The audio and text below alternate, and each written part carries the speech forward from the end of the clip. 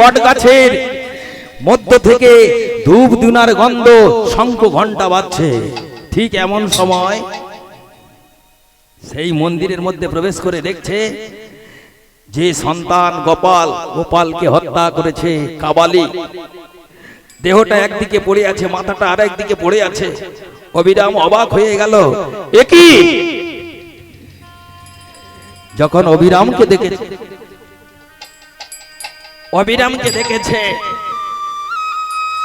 অবিরাম কি করলো? কাবালিক বললে, কে তুমি? বিনা অনুমতি মন্দিরে প্রবেশ করেছো কেন? বলছে, আমি কে সেটা পরে জানবি, আগে বল তুই এই সন্তানকে হত্যা করেছিস কেন? মায়ের শিশু সন্তানকে হত্যা করেছে। আমি মায়ের সন্তানকে হত্যা করেছি, মাকে সন্তুষ্ট করার জন্য বলি দিয়েছি। সন্তানের রক্ত দিয়ে মাকে সন্তুষ্ট করতে চাস? তুই কেমন? মা কি বলি চায়? মা যে জগৎ জননী, মা যে পরম বৈষ্ণবী, মা আধ্যা শক্তি মহামায়া, সে কি সন্তানের রক্ত চায়? তুই তাকে বলি দিয়েছিস কেন? একে বাঁচাতে পারিস? বলছে, না, বাঁচাতে যাকে পারবি না, মারার অধিকার তোকে কে দিয়েছে? তুই একে মেরেছিস কেন? বলছে, আমি মায়ের সেবা দিয়েছি। মা কি সেবা চায়? যদি আমি বাঁচিয়ে দিতে পারি, আজ থেকে বলি দেওয়া ছেড়ে দিবি? ছেড়ে দেব। এইবার কি করলো? দেহটা পড়েছিল দূরে, দেহটা নিয়েছে আর মাথাটা নিয়েছে, নিয়ে ওই দেহর সাথে মাথাটা যুক্ত করে গায়ে নামাবলী ছিল, অবিরাম ঠাকুর ঢাকা দিয়েছে। ঢাকা দিয়ে করজোড়ে বলছে, কৃষ্ণ রে, আমি যদি কায় মনোবাক্যে বিশ্বাস করে, আমি যদি তোকে ভালোবেসে থাকি, যদি তোর কথা মতো সেই দাপর যুগ থেকে এই কলিযুগ পর্যন্ত তোর জন্য আমি অপেক্ষা করে থাকি, যদি আমার ভক্তি থাকে, সেই ভক্তির বলে, সেই বিশ্বাসের বলে আজ আমি বলছি, কৃষ্ণ, এই শিশু সন্তানের প্রাণ তুই ফিরিয়ে দিবি, নচেত এই হাঁড়ি কাটে আমার মাথা আমি দিয়ে দেব। কৃষ্ণ নিতাই গৌর হরি বল, হরি বল।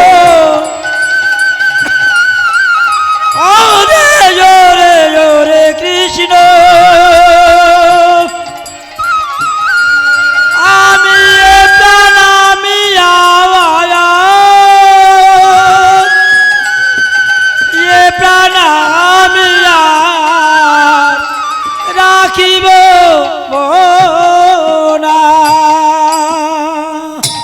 ভক্তমন্ডলী, ভক্তিমতী মায়েরা,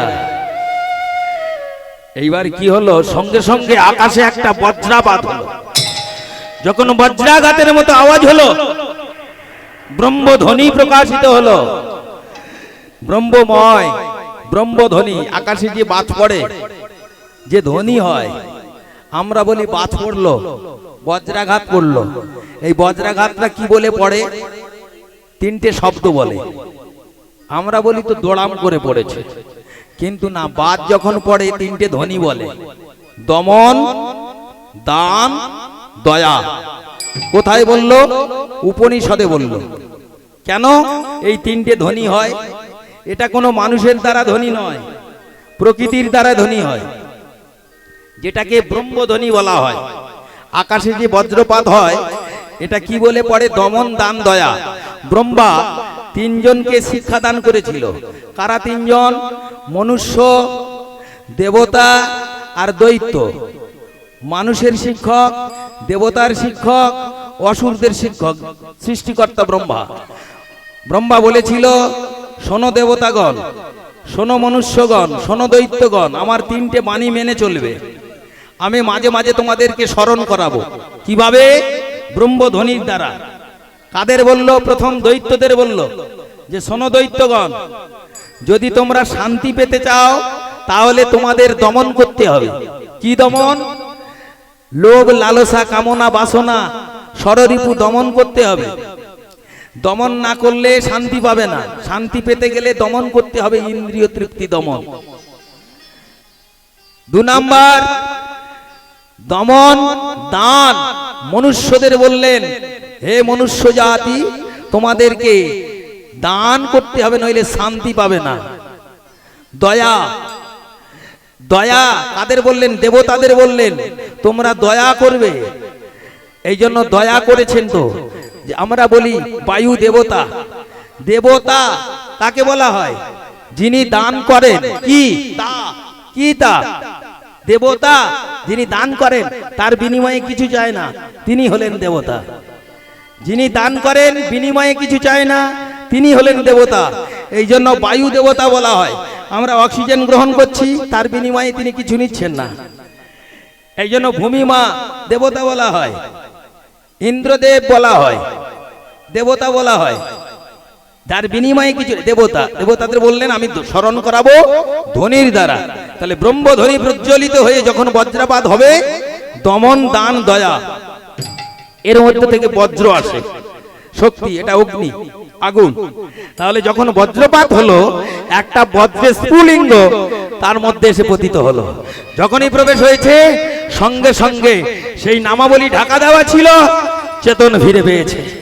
যখন চৈতন্য হলো, গোপালের জননী ফিরে পেয়েছে। গোপালকে ফিরে পেল। অবিরাম বললেন, অবিরামের চরণ দুটো কাবিয়ালিক জড়িয়ে ধরলো।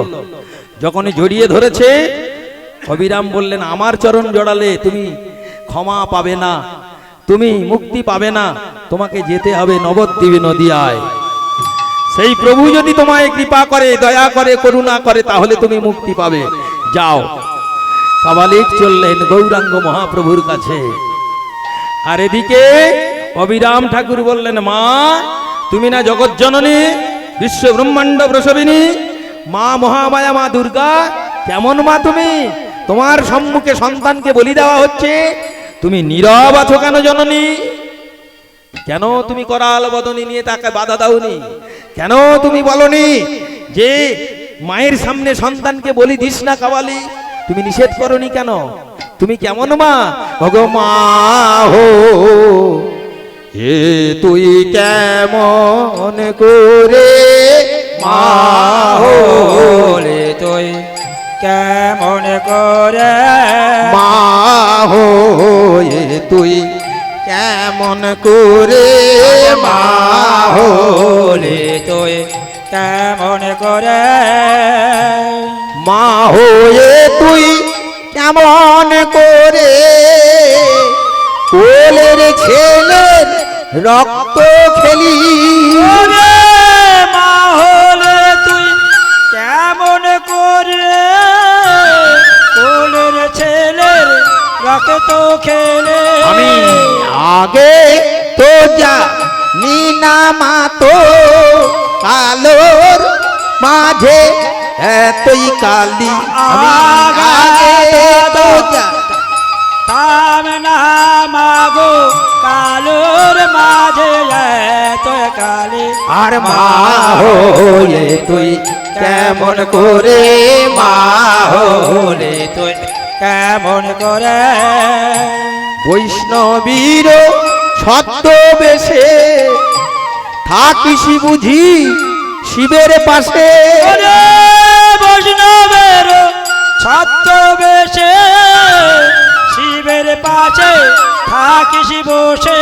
আর গোপনে ডাক ঘষি সেজে ধর্ম কর্ম সব খোয়ালি। রে গোপনে রশি সেজে ধর্ম কর্ম সব হারালি। আজ মা হলে তুই কেমন করে মা হলে তুই কেমন করে মা? বেরিয়ে আয় মা, মূর্তি থেকে বেরিয়ে আয়। মা মহামায়া বেরিয়ে এলো, বলছে অবিরাম আমি কখনো মা হয়ে সন্তানের রক্ত পান করতে পারি? ওর কামনা বাসনা পূরণ করার জন্য আমার উপরে কামনা বাসনা ললায়িত হয়েছে বলি দিত। তুমি নিষেধ করনি কেন জননী? তুমি মনুষ্য আচার পালন করেছো, অতএব তোমাকে মানুষ হয়ে আসতে হবে। যখন অবিরাম বললেন, মা মহামায়া বললেন, বেশ আমি মনুষ্য রূপে যাব, তবে তুমি যে নাম মন্ত্র পাওয়ার জন্য আমার কাছে এসেছো, আমাকে স্পর্শ না করলে তুমি নাম মন্ত্র পাবে না। এবার মা মহামায়ার কৃপায় চললেন, বলি বন্ধ করে অবিরাম ফিরে চললেন সেই সুরধনের তীর দিয়ে। পরবর্তী সম্প্রদায় আপনারা চলে আসবেন। জয় রাধে। এইবার কি করলেন? চলেছে অবিরাম ফিরে চলেছেন, কি বলতে বলতে, ভজ শ্রীকৃষ্ণ কহ শ্রীকৃষ্ণ লহ শ্রীকৃষ্ণের নাম রে। ভজো শ্রী কৃষ্ণ কহ শ্রী কৃষ্ণ গাও শ্রী কৃষ্ণের নাম রে। ভজ শ্রীকৃষ্ণ কহ শ্রীকৃষ্ণ লহ শ্রীকৃষ্ণের নাম রে। ভজো শ্রী কৃষ্ণ কহ শ্রী কৃষ্ণ গাও শ্রী কৃষ্ণের নাম রে। আজ যে জন শ্রী কৃষ্ণ ভজে কৃষ্ণ ভজে সে হয় আমার প্রাণ রে। আর যে জানোছে কৃষ্ণ ভজে যে জানোছে কৃষ্ণ ভজে সে হয় আমার প্রাণ। ভজ শ্রীকৃষ্ণ কহ শ্রীকৃষ্ণ কহ শ্রীকৃষ্ণের নাম রে। ভজছে নিতাই গৌর হরি বল হরি বল। গাও শ্রী কৃষ্ণের নাম রে। ভজছে কৃষ্ণ গাও শ্রী কৃষ্ণ গাও শ্রী কৃষ্ণের নাম রে। ভক্তমণ্ডলী ভক্তিমতী মায়েরা কৃষ্ণ নাম স্মরণ করতে করতে আবার অবিরাম ফিরে আসছে। আর এদিকে নদিয়ার চাঁদ গৌর হরি তিনি জানতে পেরেছেন যে আমার প্রাচীন বৈষ্ণব ফিরে আসছে, আমার শ্রীরাম শাখা ফিরে আসছে, আমার অবিরাম ফিরে আসছে। তাই সুরধনের তীরে তিনি দাঁড়িয়ে আছেন ভক্তদের সঙ্গে করে নিয়ে। আর ভক্তরা সবাই মিলে বলছে, কি বলছে? বলছে দেখো, কৃষ্ণ নাম করলে একা কৃষ্ণকে জয় দেওয়া হয়, কিন্তু রাধা কৃষ্ণ মিলিত তনু শ্রী গৌরাঙ্গ, সেই গৌরাঙ্গ মহাপ্রভুকে জয়ধ্বনি দিলে রাধা কৃষ্ণকে জয়ধ্বনি দেওয়া হয়। তত্ত্বদর্শী বলছেন রাধা কৃষ্ণ মিলিত তনু গৌরাঙ্গ মহাপ্রভু। রাধা কৃষ্ণ মিলিত তনু গৌরাঙ্গ সবাই, রাধা ধারা, রাধা কৃষ্ণ আত্মা, প্রত্যেক জীব রাধা কৃষ্ণের অংশ। অনেকেই বলে রাধা কৃষ্ণের মিলিত তনু গৌরাঙ্গ কি করে হয়? তত্ত্বের মধ্যে গেলে তবে তো বুঝতে পারবে। রাধা কৃষ্ণ মিলিত তনু কেবলমাত্র গৌরাঙ্গ নয়, সবাই, প্রত্যেক জীব জগৎ রাধা আর কৃষ্ণ মিলিত, পিতৃশক্তি মাতৃশক্তি মিলিত হয়ে তবে দেহ তত্ত্ব। তাই বলছেন, বলে দেখো একসাথে আমরা বলবো গৌরাঙ্গের জয় দিলে রাধা কৃষ্ণের জয় দেওয়া হবে। সবাই মিলে বলবো সুরধ্বনির তীরে, কৃষ্ণ নামের সুর, হরি নামের ধ্বনি কোথায় হচ্ছে? এই নায়ক বাবুর বাসভবনে। আর আমার গৌরাঙ্গ মহাপ্রভু কোথায় আছে? সেই সুরধ্বনির তীরে। আর অবিরাম ঠাকুর কোত্থেকে আসছে? হুগলি জেলা থেকে সুরধ্বনির তীরে আসছে। তাহলে ভক্ত মিলন হবে। ভক্তমণ্ডলী ভক্তিমতী মায়েরা সবাই মিলে গেয়ে উঠল যে কলিযুগের ভগবান আমার গৌরাঙ্গ মহাপ্রভুর জয় সবাই মিলে দেব, দিলে রাধা কৃষ্ণের জয় দেওয়া হবে।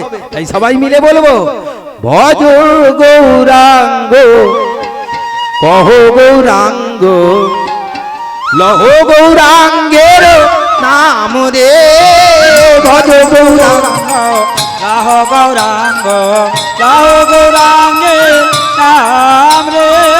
ভজ গৌরাঙ্গ কহ গৌরাঙ্গ লহ গৌরাঙ্গের নাম রে।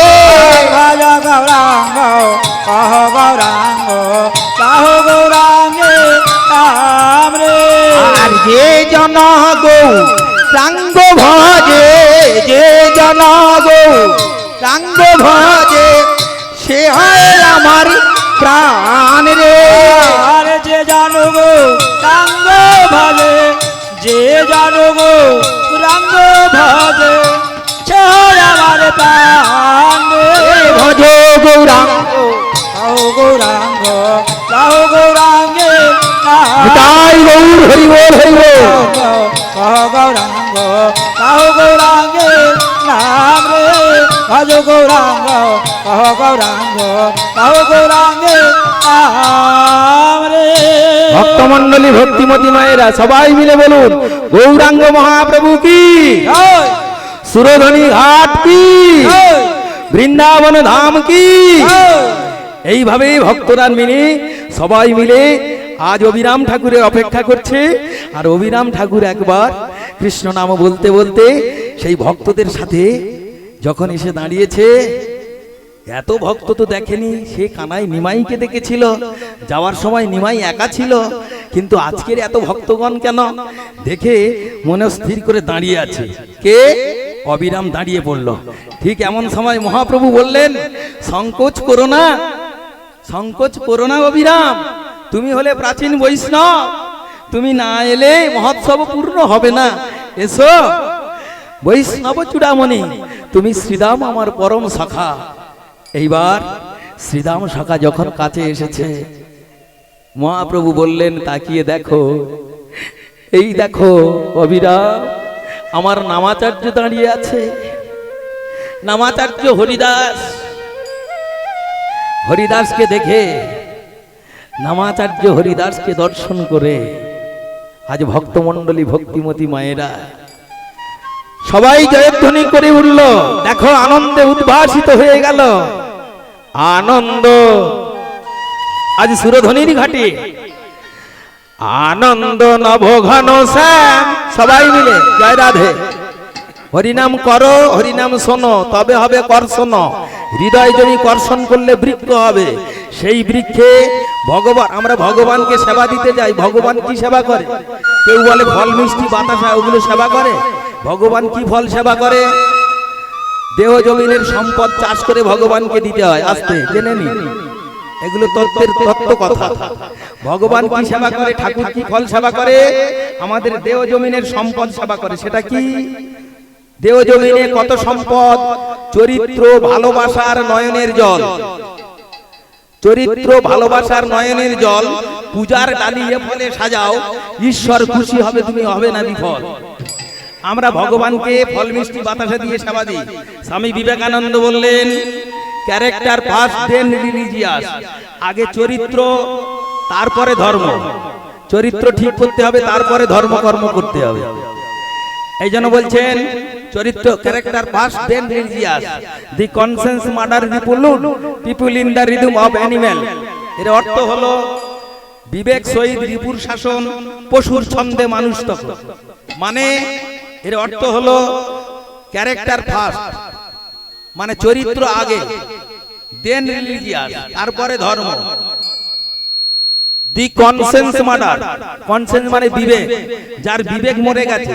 রিপু রুল, রিপু মানে কি? ষড়রিপু, রুল মানে শাসন। যার হৃদয়ে, যার মনের মধ্যে রিপু শাসন করছে, পশুর ছন্দে মানুষ তখন, তার আচরণ পশু সদৃশ হয়। এই জন্য বলছেন, পূজার ডালি এ ফলে সাজাও, চরিত্র আর ভালোবাসা দিয়ে, নয়নের জল দিয়ে ভগবানকে পূজা দাও।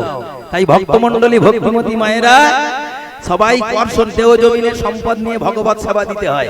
তাই আমার গৌরাঙ্গ মহাপ্রভু সবাইকে নিয়ে ভক্ত মিলন করলেন সুরধ্বনির তীরে। কেমন ভাবে? আনন্দ আনন্দ নবঘন শ্যাম, সুন্দর নয়নাভিরা, চরণে শরণ নীলা, ত্রিভুবন শ্যাম।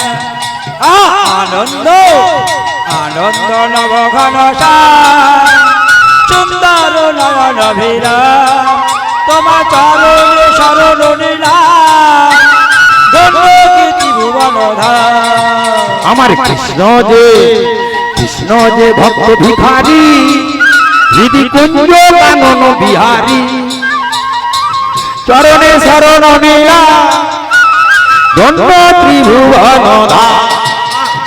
আনন্দ আনন্দ নবঘন শ্যাম, সুন্দর নয়ন ভিরা, তোমার চরণে শরণ নীলা, ধন্য ত্রিভুবন ধাম। আনন্দ আনন্দ নবঘন শ্যাম, সুন্দর নয়ন ভিরা, তোমার চরণে শরণ নীলা, ধন্য ত্রিভুবন ধাম। আনন্দ নিতাই গৌর হরি বল হরি বল হরি বল। নয়ন ভিরা, তোমার চরণে শরণ নীলা, ধন্য ত্রিভুবন ধাম। আনন্দ আনন্দ সংকোচনের লুণ্ঠন মায়েরা, সুন্দর নয়ন ভিরা, তোমার চরণে শরণ নীলা, ধন্য ত্রিভুবন ধাম। সুরধনির তীরে যখন ভক্ত আর ভগবানের মিলন হলো, অভিরাম ঠাকুরের সাথে আর আমার চৈতন্য নদিয়ার চাঁদ, আর এদিকে নদিয়ার ভক্তবৃন্দ নামাচার্য হরিদাস, অদ্বৈতাচার্য ঠাকুর সবাই একসাথে, শ্রীবাস পণ্ডিত সে নারদমুনি সেও শ্রীবাস পণ্ডিত রূপে সুরধনির তীরে দাঁড়িয়ে আছে, আর অভিরাম ঠাকুর যখন এসে দাঁড়িয়েছে, একসাথে ভক্তের সাথে ভক্তের মিলন হচ্ছে। সেই মিলন রূপ মাধুর্য নদিয়াবাসী দর্শন করছে, দেখছে যে সুরধনির তীরে ভক্তের সাথে ভক্তের মিলন রূপ মাধুর্য দর্শন করে তারা সবাই বলছে, দেখো আমরা কি করব জানো, এই রূপ মাধুর্য আমরা হৃদয় কমলে রাখব, ছেড়ে দেব না, আমরা হৃদয় কমলে রাখিব, ছেড়ে দেব না, আমরা হৃদয় কমলে রাখিব, ছেড়ে দেব না। আজ হরি হরি বলবো, ছেড়ে দেব না, আজ হরি হরি বলবো, ছেড়ে দেব না, আমি হরি হরি বলবো, তাই গৌর হরি বলবো। রাখিব, ছেড়ে দেব না, আমি হৃদয় কমলে রাখিব, ছেড়ে দেব না। ভক্তমণ্ডলী ভক্তিমতী মায়েরা, আজ ভক্ত যারে ভগবানের মিলন হইল, ভগবানের মিলন হইল, ভক্ত যারে ভগবানের মিলন হইল, ভগবানের মিলন হইল। আজ চাঁদ বদনে সবাই মিলে হরি